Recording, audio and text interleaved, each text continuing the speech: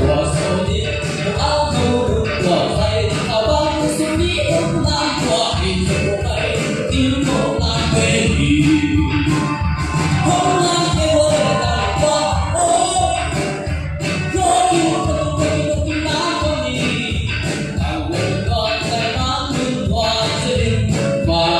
那不给你让我手里阿头我在阿帮手里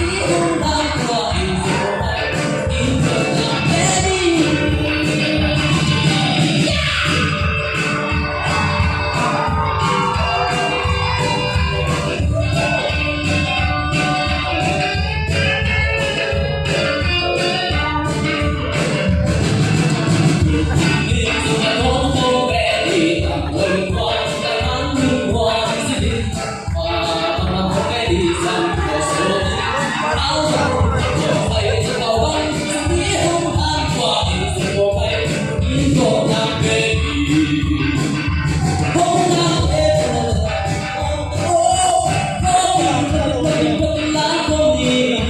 Hãy subscribe cho kênh Ghiền Mì Gõ